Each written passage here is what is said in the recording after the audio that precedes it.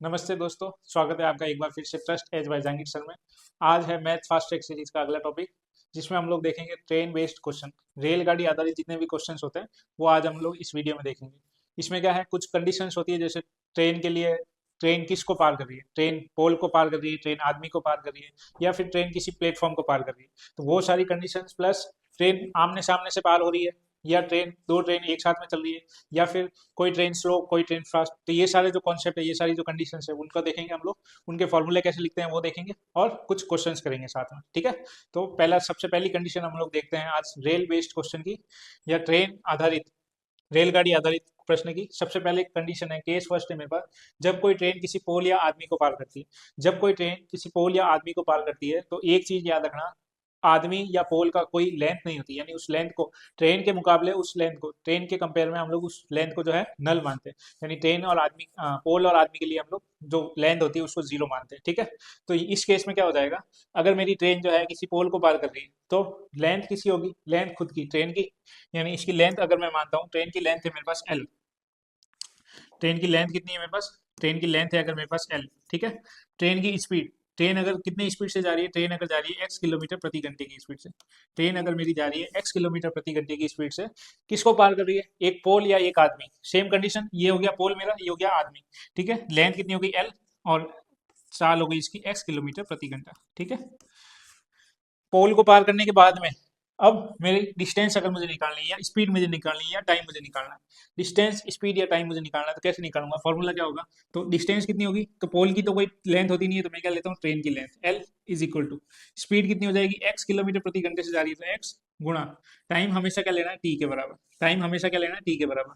तो पहला केस, जब मेरे पास ट्रेन किसी पोल या किसी आदमी को पार करती है, तो उसके लिए जो फॉर्मूला हो जाएगा मेरे पास, क्या हो जाएगा, L is equal to X गुणा टी। ठीक है, फॉर्मूला क्या हो जाएगा, L is equal to X गुणा टी। अब अगला केस, अगला केस क्या है मेरे पास, जब कोई ट्रेन विपरीत दिशा में चलते हुए एक दूसरे को पार करती है। क्या लिखा है, विपरीत दिशा में चलते हुए। अब विपरीत दिशा में चलते हुए एक दूसरे को पार करती है, इसका मतलब क्या हो गया, जब मैंने स्पीड टाइम एंड डिस्टेंस पढ़ाया था, उसमें आपको एक कॉन्सेप्ट दिखाया था रिलेटिव स्पीड का। रिलेटिव स्पीड क्या होती है, जब दो ट्रेनें, जैसे दो ट्रेनें हैं मेरे पास, तो दो ट्रेनें अगर ऑपोजिट डायरेक्शन में जा रही है, तो उनकी जो स्पीड है, इंडिविजुअल जो स्पीड है उनकी, यानी ट्रेन वन की स्पीड ट्रेन टू की स्पीड क्या हो जाती है, दोनों ऐड हो जाती है। कब, जब केस मेरा ऑपोजिट का होता है। अगर सेम डायरेक्शन में चल रही है, सेम डायरेक्शन के केस में क्या होता है, मेरी जो रिलेटिव स्पीड है वो दोनों की क्या हो जाती है, माइनस हो जाती है। ठीक है, यहाँ पर कौन सा केस है, ऑपोजिट डायरेक्शन। यानी अगर मैं ट्रेन वन की जो लेंथ है, ट्रेन वन की जो लंबाई है, उसको मैं मान लेता हूँ L1, ट्रेन टू की जो लंबाई है उसको मैं मान लेता हूँ L2। ठीक है, ट्रेन वन की जो स्पीड है उसको मैं मान लेता हूँ x किलोमीटर पर आर, एक्स किलोमीटर पर आर। ठीक है, ट्रेन सेकंड की जो स्पीड है उसको मैं मान लेता हूँ वाई किलोमीटर पर आर, वाई किलोमीटर पर आर। अब मुझे क्या करना है, इससे रिलेटेड फॉर्मूला लिखना है। कैसे लिखेंगे, अब जो डिस्टेंस है, दो ट्रेन अगर आपस में क्रॉस करेगी, तो डिस्टेंस तो दोनों की हम लोग लेंगे, यानी इसकी L1 और इसकी L2। जब इस केस में डिस्टेंस मेरी कितनी हो जाएगी, L1 प्लस L2।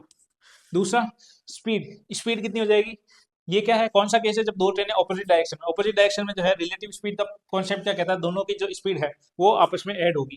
तो speed is equal to, speed मेरी कितनी हो जाएगी, एक्स प्लस वाई, और टाइम हमेशा कितना लेना है, टाइम हमेशा लेना है टी के बराबर। ठीक है, तो इस केस के लिए मेरा फॉर्मूला क्या हो जाएगा, L1 plus L2 is equal to, speed, speed कितनी है, एक्स प्लस वाई गुणा जो मेरे पास टोटल टाइम लगेगा इसको पार करने में, तो वो हो जाएगा मेरे पास L1 plus L2 is equal to X plus Y गुणा टी। यानी अगर मुझे इसकी लेंथ दे रखी है, इसकी स्पीड दे रखी है, उसके बाद में इसकी स्पीड दे रखी है, और इसकी लेंथ अगर मुझे पता करनी है, तो किस फॉर्मूले से पता करूंगा, जब मेरे पास टाइम भी दे रखा होता है, तो किस फॉर्मूले से पता करूंगा, L1 plus L2 is equal to X plus Y गुणा टी से। ठीक है, अगला केस है, जब दो ट्रेन एक ही दिशा में चलते हुए एक दूसरे को पार करती है। अब जब दो ट्रेनें हैं एक ही दिशा में चलते हुए एक दूसरे को पार करती है, दोनों क्या है, एक ही डायरेक्शन में चल रही है। इस केस में क्या होगा, अगर मैं ट्रेन वन की गति को मानता हूँ एक्स किलोमीटर प्रति घंटा, ठीक है, ट्रेन वन की गति को मैं क्या मानता हूँ, एक्स किलोमीटर पर आवर। इसकी लेंथ मैं ले लेता हूँ L1। ठीक है, ट्रेन सेकंड की लेंथ ले लेता हूँ L2, और इसकी जो गति है वो मैं मान लेता हूँ वाई किलोमीटर पर आवर।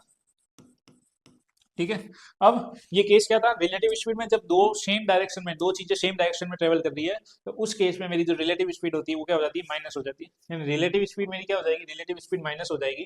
तो डिस्टेंस तो क्या होगी, दो ट्रेनें हैं, दोनों अगर पार कर रही है, तो L1 और L2 तो होगी, क्या हो जाएगी, जुड़ जाएगी। यानी यहाँ पर मैं अगर डिस्टेंस लिखता हूँ, क्या लिखता हूँ, L1 प्लस L2।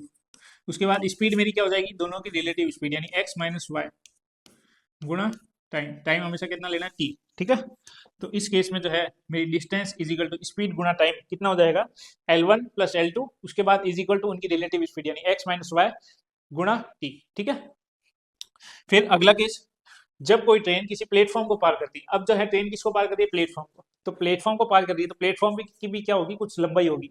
अब प्लेटफॉर्म की लंबाई को मैं मान लेता हूँ L2। ठीक है, प्लेटफॉर्म की लंबाई को मैं मान लेता हूँ L2, ट्रेन को उसी लंबाई उसी किलोमीटर प्रति घंटे की रफ्तार से मानता हूँ, यानी ट्रेन की जो लंबाई है वो जाएगी L1, ट्रेन की जो स्पीड है वो कितनी हो जाएगी मेरे पास, x किलोमीटर प्रति घंटा। ठीक है, अब यहाँ पर प्लेटफॉर्म तो मूव नहीं कर रहा, प्लेटफॉर्म की तो कोई स्पीड है नहीं, प्लेटफॉर्म की क्या होगी, सिर्फ लेंथ होगी।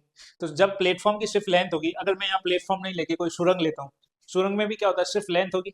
कोई भी ऐसी चीज जिसकी लेंथ हो और स्पीड ना हो, वो सारे केस जो आएंगे मेरे केस 4 में आएंगे। ठीक है, यानी कंडीशन 4 में आएंगे। तो इसकी अगर लेंथ है L1, इसकी लेंथ है L2, उसकी स्पीड है x किलोमीटर प्रति घंटा, इसकी स्पीड क्या है, कुछ भी नहीं है, और टाइम क्या लेना है, मेरे को t लेना है। तो इस केस में मेरा जो डिस्टेंस का फॉर्मूला हो जाएगा वो कितना हो जाएगा, दोनों की लेंथ यानी L1 plus L2 is equal to, speed मेरे पास एक ही है यानी x गुना टाइम कितना हो जाएगा t। ठीक है, तो इस केस के लिए फॉर्मूला मेरे पास क्या हो गया, L1 plus L2, L1 plus L2 is equal to x गुना t, यानी जब ट्रेन किसी प्लेटफॉर्म को, किसी सुरंग को या किसी ऐसी चीज को पार करती है जब उसमें जिसकी लेंथ हो, ठीक है, लेकिन स्पीड ना हो, तो उस केस में जो है मेरा फॉर्मूला हो जाएगा L1 plus L2 is equal to x गुना t। उसके बाद अगला केस है, जब मेरे पास क्या होगा, जब दो ट्रेनें जिसमें एक तेज और एक धीरे, ठीक है, दो ट्रेनें हैं सेम डायरेक्शन में चल रही है, किस में चल रही है, सेम डायरेक्शन में चल रही है, एक तेज और एक धीरे, एक ही दिशा में चलते हुए एक दूसरे को पार करती है, एक धीरे एक तेज एक ही दिशा में चलते हुए एक दूसरे को पार करती है। तो इस केस में जो है मेरा, इस केस में जो है मेरी distance is equal to speed गुना टाइम का फॉर्मूला क्या हो जाएगा। तो अगर मैं ट्रेन 1 को लेता हूँ, स्लो को लेता हूँ, तो ट्रेन 1 में क्या होगा, ट्रेन 1 में मेरा हो जाएगा L1। ठीक है, स्पीड में मान लेता हूँ x किलोमीटर प्रति घंटा। ट्रेन टू की मैं लेंथ मान लेता हूँ L2, स्पीड में मान लेता हूँ y किलोमीटर प्रति घंटा, y किलोमीटर प्रति घंटा। उसके बाद अब रिलेटिव स्पीड क्या होगी, रिलेटिव स्पीड तो माइनस होगी, यानी स्पीड की जगह तो मेरा क्या होगा, x माइनस वाई गुना टाइम की जगह क्या हो जाएगा t। अब इसमें दिक्कत कहाँ है, दिक्कत है दूरी में या फिर लेंथ में, यानी इस ट्रेन की लेंथ काउंट होगी या दोनों की लेंथ काउंट होगी या फिर पहले नंबर की ट्रेन की लेंथ काउंट होगी। तो हमेशा याद रखना, जो ट्रेन फास्ट चल रही है, जो ट्रेन क्या हो रही है, फास्ट मूव कर रही है, उसकी लेंथ हम लोग हमेशा लेते हैं। यानी यहाँ पर फास्ट कौन सी चल रही है, L2, यानी L2 को मैं क्या करूंगा, एज ए लेंथ लूंगा। ठीक है, एज ए डिस्टेंस लूंगा। तो यहाँ पर मेरे पास क्या हो जाएगा, L2। तो यहाँ पर मेरा फॉर्मूला हो गया L2 बराबर x माइनस वाई गुना टी। ये ध्यान रखना है, इस केस में जो भी ट्रेन फास्ट चल रही है उसकी मुझे क्या लेनी है, लेंथ लेनी है। ठीक है, जो भी ट्रेन फास्ट चल रही है उसकी मुझे क्या लेनी है, लेंथ लेनी है।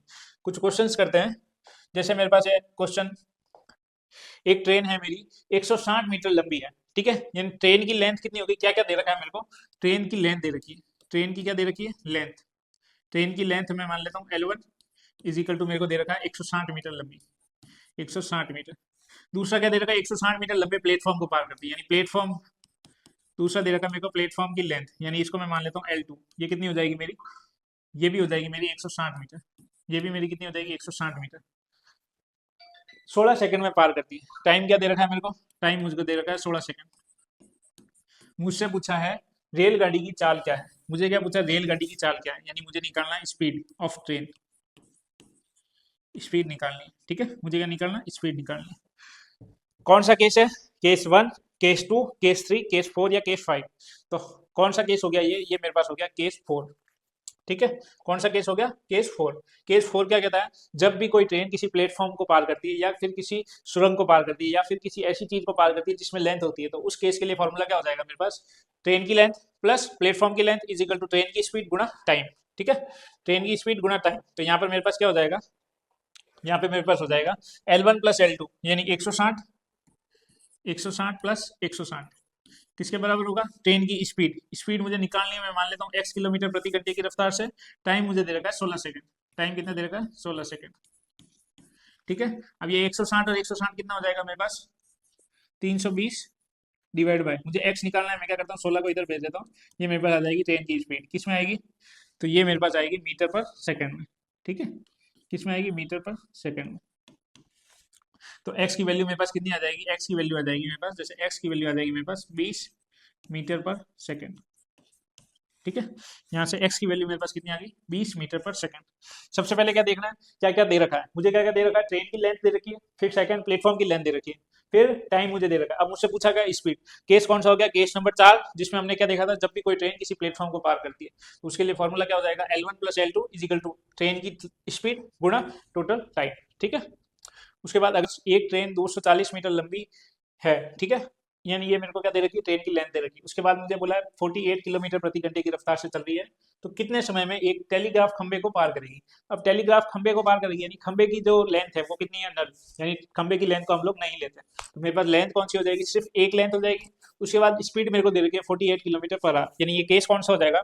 और ये मैं पहला केस की बात करता हूँ, तो पहला केस क्या हो जाता है, एल बराबर या फिर डिस्टेंस बराबर, ये मेरे पास क्या हो जाएगा, डिस्टेंस कितनी हो जाएगी, L1, यानी ट्रेन की लंबाई इज इक्वल टू ट्रेन की स्पीड गुणा टाइम।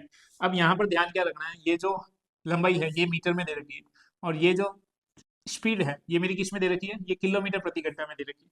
तो इसको मुझे क्या करना पड़ेगा, पहले मीटर पर सेकंड में चेंज करना पड़ेगा, यानी 48 को अगर मुझे किलोमीटर पर आवर को मीटर पर सेकंड में बदलना है तो मैं क्या करूंगा, 5/18 का गुणा करूंगा। ठीक है, 5/18 का गुणा करूंगा तो यहाँ पर मेरे पास कितना हो जाएगा, ये हो जाएगा मेरा 3 से कट जाएगा 6 बार, और ये मेरा कट जाएगा 3 से कितनी बार, 16 बार। ठीक है, वापस 2 से काट दूंगा तो ये हो जाएगा 3, और ये हो जाएगा मेरे पास 8, ये हो जाएगा 8×5 = 40, यानी 40/3 मीटर पर सेकंड, मीटर पर सेकंड। ये जो मेरी स्पीड है वो मीटर पर सेकंड में आ गई। अब मुझे क्या करना है, बस इस फॉर्मूले में मान रखना है, यानी इधर हो जाएगा मेरा 240 इज इक्वल टू एक्स कितना है मेरा 40/3, और मुझे क्या निकालना है, टाइम निकालना है। तो मैं टाइम के साथ वाली वैल्यू को क्या करूंगा, इधर भेज दूंगा, 3 भाग में इधर हो जाएगी गुणा में, यानी टी बराबर मेरे पास हो जाएगा 240 मल्टीप्लाई बाय 3 डिवाइड बाय, नीचे कितना आ जाएगा 40। ठीक है, ये 40 कितनी बार जाएगा, 6 बार, तो ये 6 × 3, ये मेरे पास कितना हो जाएगा 18 सेकंड, यानी वो ट्रेन जो है 18 सेकंड में जो है इसको पार करेगी। सिर्फ केस याद रखना है और यूनिट का ध्यान रखना है, यूनिट को किस में दे रखी है वो आपको अच्छे से ध्यान रखना है। ठीक है, अगला क्वेश्चन, अगला क्वेश्चन है हमारे पास, एक 120 मीटर लंबी रेलगाड़ी 90 किलोमीटर पर आवर की स्पीड से चल रही है, एक समानांतर रेल पटरी पर खड़ी हुई किसी 210 मीटर लंबी रेलगाड़ी को पार करने में यह कितने सेकंड लेगी। अब क्या है, एक समानांतर रेल पटरी पर खड़ी हुई गाड़ी खड़ी है, यानी उसकी तो स्पीड तो है नहीं, स्पीड कितनी हो जाएगी, 0, यानी ये जो ट्रेन है, ये जो समानांतर में जो ट्रेन खड़ी है इसको हम लोग कैसे मानेंगे, एक एज एन प्लेटफॉर्म मानेंगे। ठीक है, एज एन प्लेटफॉर्म मानेंगे, तो मेरे पास प्लेटफॉर्म के केस के लिए फॉर्मूला क्या होता है, L1 प्लस L2। ठीक है, प्लेटफॉर्म के केस के लिए फॉर्मूला क्या होता है, L1 प्लस L2। तो मेरे पास कितना हो जाएगा, L1 plus L2 is equal to, अगर मैं L1 और L2 की बात करता हूँ तो पहला मेरे को क्या दे रखा है 125, यानी स्पीड मेरी कितनी हो जाएगी x गुणा टाइम, मुझे क्या करना है, निकालना है, टाइम मुझे निकालना है, ये मेरी 125 मीटर पर सेकंड में है और ये है मेरा किलोमीटर प्रति घंटा में, तो मुझे क्या करना पड़ेगा, 90 को जो है मीटर पर सेकंड में बदलना है। अब जब मीटर पर सेकंड में बदलना है तो मेरे को क्या करना पड़ेगा, 5/18 का गुणा, तो ये कितना हो जाएगा 18×5 = 90, 55, यानी ये मेरे पास स्पीड आ जाएगी 25 मीटर पर सेकंड। ठीक है, स्पीड कितनी आ जाएगी 25 मीटर पर सेकंड, ये आ गई मेरे पास स्पीड, यानी x। तो L1 कितना है मेरे पास 125, L2 कितना है मेरे पास 210 इज इक्वल टू x कितनी है मेरे पास 25, और मुझे t निकालना है। तो ये इसको मैं जोड़ूंगा तो मेरे पास कितना हो जाएगा, ये हो जाएगा 33 335 divide by 25 is equal to T. कटता है तो काटना है, किससे कटेगा, 5 से, ये हो जाएगा 5 बार, ये हो जाएगा 5×30, उसके बाद में 5×30, 3 बजा 5×7 = 35। ठीक है, यानी मेरे पास टाइम कितना आ गया, मेरे पास टाइम आ गया 67 डिवाइड बाई 5 सेकेंड, मेरे पास टाइम कितना आ गया 67 डिवाइड बाई 5 सेकेंड। तो ये सारे जो क्वेश्चन थे ये हमारे कैसे थे, रेलगाड़ी पे बेस्ड थे, रेलगाड़ी पे बेस्ड थे। ठीक है, ये जो सारे क्वेश्चन है ये हमारे रेलगाड़ी पे बेस्ड है। तो ऐसे अगर एग्जाम में ऐसे कोई क्वेश्चन आता है तो वही कॉन्सेप्ट लगाना है, जो सबसे पहले जो 5 कंडीशंस थी वो सारे कॉन्सेप्ट याद रखने, और कहाँ पर किस चीज की कौन सी यूनिट दे रखी है, खास करके यूनिट का ध्यान रखना है।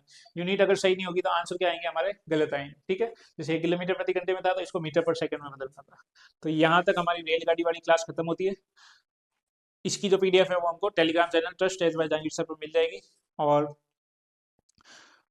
कंटेंट अगर अच्छा लगा हो तो लाइक करें, ज़्यादा से ज़्यादा शेयर करें और चैनल को सब्सक्राइब करें। धन्यवाद।